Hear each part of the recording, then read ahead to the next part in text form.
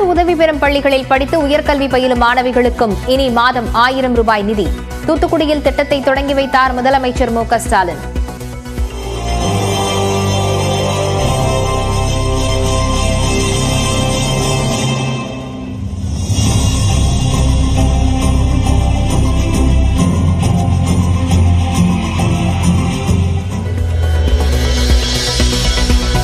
பெண்களின் கல்வி முன்னேற்றத்திற்கு எந்த தடை வந்தாலும் உடைப்பேன். முதலமைச்சர் மு க ஸ்டாலின் உறுதி.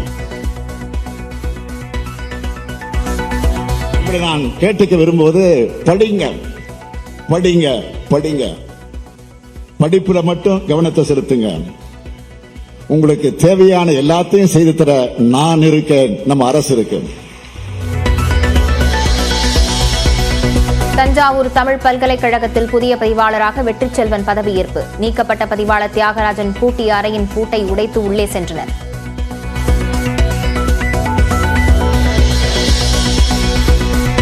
பொங்கல் பரிசு தொகுப்புடன் 1000 ரூபாய் நிதி வழங்க பரிசீலிக்க வேண்டும். தமிழ்நாடு அரசுக்கு இந்திய கம்யூனிஸ்ட் கட்சி கோரிக்கை.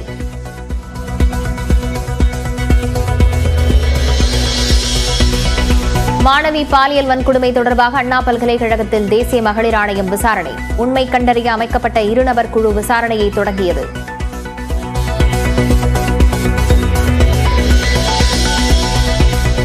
அண்ணா பல்கலைக்கழக மாணவிக்கு நீதி வேண்டி தமிழகம் முழுவதும் அதிமுகவினர் போராட்டம். பல்வேறு இடங்களில் போராடியவர்கள் கைது.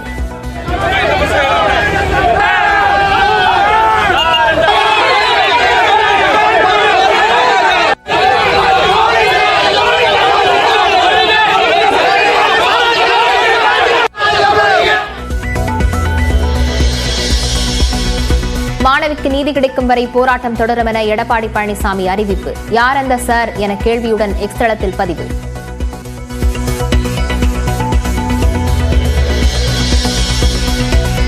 இன்று பிற்பகல் 1 மணிக்கு ஆளுநர் RN ரவியை சந்திக்கிறார் தவேக தலைவர் விஜய். அண்ணா பல்கலைக்கழக மாணவி வன்கொடுமை விவகாரம் தொடர்பாக புகார் அளிக்க திட்டம். அதிமுக போராட்டம் வீண் வேஷம் என அமைச்சர் ரகுபதி காட்டம். தங்கள் இருப்பை காட்டிக்கொள்ள முயற்சிப்பதாக குற்றச்சாட்டு.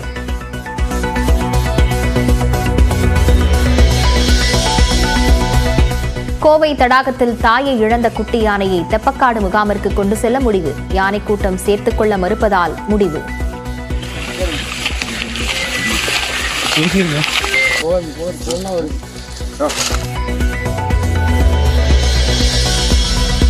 திருவாரூர் மாவட்டம் கோட்டூர் ராயநல்லூர் பகுதியில் மழையால் நெற்பயிர்கள் சேதம். 500 ஏக்கர் பரப்பளவில் மழைநீரில் பயிர்கள் சாய்ந்ததால் விவசாயிகள் கவலை.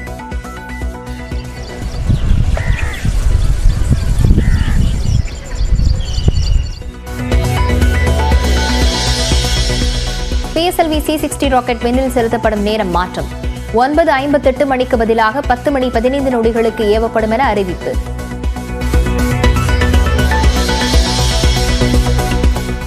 மகரவிளக்கு பூஜைக்காக சபரிமலை ஐயப்பன் கோயில் நடை இன்று திறப்பு. ஜனவரி 14ஆம் தேதி மகர ஜோதி தரிசனத்திற்கு ஏற்பாடு. கோடைக்கானலில் இரவு போல் காட்சியளிக்கும் பகல். கடும் பனிமூட்டத்தால் மக்களின் இயல்பு வாழ்க்கை பாதிப்பு.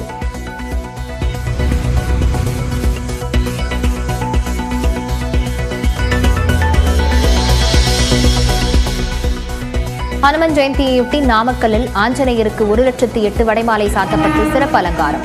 பல்லாயிரக்கணக்கான பக்தர்கள் கலந்து கொண்டு சாமி தரிசனம்.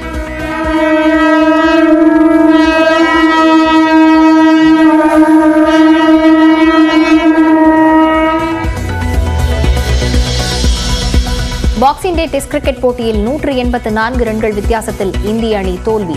5 போட்டிகள் கொண்ட தொடரில் 2-1 என ஆஸ்திரேலியா முன்னிலை.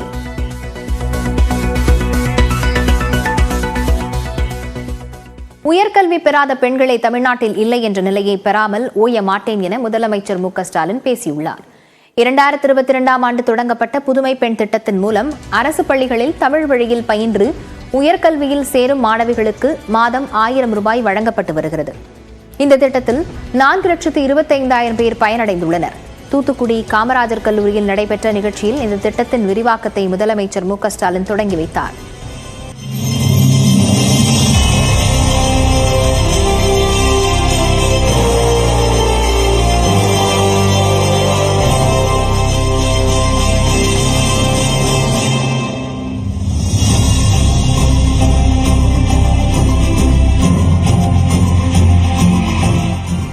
பின்னர் பேசிய முதலமைச்சர் ஸ்டாலின் சாதி மதம் என நம்மை பிரிக்க நினைக்கும் ஸ்டாக் ஒன்று இருப்பதாக கூறினார். பெண்கள் இன்னும் வீட்டில்தான் இருக்க வேண்டும் என காலாவதியான அந்த ஸ்டாக் பேசிக் கொண்டு திரிவதாகவும் முதலமைச்சர் கூறினார். புதுமை பெண் திட்டத்தால் மாணவிகள் கல்லூரியில் சேருவது ஆண்டுக்காண்டு அதிகரித்திருப்பதாக தெரிவித்துள்ள முதலமைச்சர் இந்த திட்டத்தின் நோக்கம் நிறைவேறியிருப்பதாக கூறினார். பணம் இல்லாம படிப்பு நிறுத்தின பல்லாயிரம் மாணவியர் கல்லூரியை நோக்கி வர தொடங்கி இருக்காங்க. உங்களுடைய படிப்புக்கு மட்டுமல்ல, எந்த தடை வந்தாலும் அதை நான் உடைப்பேன். எந்த அப்பாவும் தன்னுடைய பிள்ளைகளுடைய படிப்பு செலவுக்கு கணக்கு பார்க்க மாட்டாங்க. அப்படித்தான் உயர்கல்விக்கான திட்டங்களாக எந்த நெருக்கடி இருந்தாலும் அதை நிறைவேற்றியே தீர்வேன்.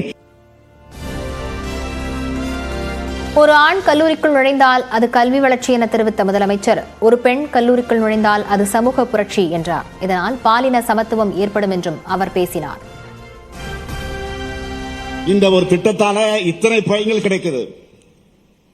கல்வி இல்லாத பெண்கள் கலநலம் என்றார் புரட்சி கவிஞர் பாரதிதாசன். உயர்கல்வி பெறாத பெண்களே தமிழ்நாட்டில் இல்ல என்ற நிலையை உருவாக்காமல் நான் ஓய மாட்டேன்.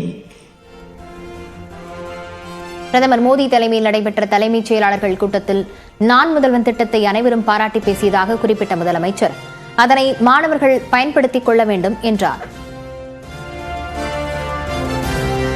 புதுமை பெண் திட்டம் இருப்பதால் தான் பெற்றோர் தயக்கமின்றி தங்களை கல்லூரியில் சேர்த்ததாக மாணவிகள் நெகிழ்ச்சியாக தெரிவித்தனர். நான் காலேஜ் படிச்சுட்டு இருக்கும் போதே ஸ்பெஷல் கோர்சஸ் நிறைய போகணும் அப்படின்னு நான் ஆசைப்பட்டேன். எங்க வீட்டுல கேட்டதுக்கு எங்க அப்பா அம்மா சொன்னாங்க, காலேஜ் ஃபீஸ் ஹாஸ்டல் ஃபீஸ் கட்டுறதுக்கே கஷ்டமா இருக்கு, இப்போதைக்கு எதுவும் வேணாம், 3rd இயர் முடிச்சுட்டு பாத்துக்கலாம் அப்படின்னு சொல்லிட்டாங்க. ஆனா இப்ப நான் புதுமை பெண் திட்டத்துக்கு கீழே காசு வாங்குறதுனால அந்த காசை வச்சு டைப் ரைட்டிங் இங்கிலீஷ்ல லோயர் அண்ட் ஹையர் முடிச்சிருக்கேன். இப்ப கம்ப்யூட்டர் கிளாஸ்ல டேலி படிச்சிட்டு இருக்கேன்.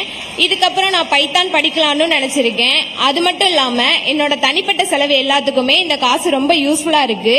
ஆனா நான் ஸ்கூல் படிக்கும் போதே புதுமை பெண் அப்படின்ற திட்டம் இருக்கிறத தெரிஞ்சுக்கிட்டேன்னா அம்மாட்ட போயிட்டு சொல்றேன், அம்மா கவலைப்படாதீங்க, நம்ம முதல்வர் ஐயா இப்படி ஒரு திட்டத்தை கொண்டு வந்திருக்கிறாங்க, இது மூலமா நான் காலேஜ் படிச்சுக்கிறேன், என்னுடைய காலேஜ் ஃபீஸ், எக்ஸாம் ஃபீஸ், என் படிப்புக்கு தேவையான பொருள் எல்லாத்தையும் நான் இதுலயே வாங்கிக்கிறேன் அப்படின்னு சொல்லும் போது என் அம்மா தைரியமா கொண்டு போய் என்னை காலேஜில் சேர்த்தாங்க.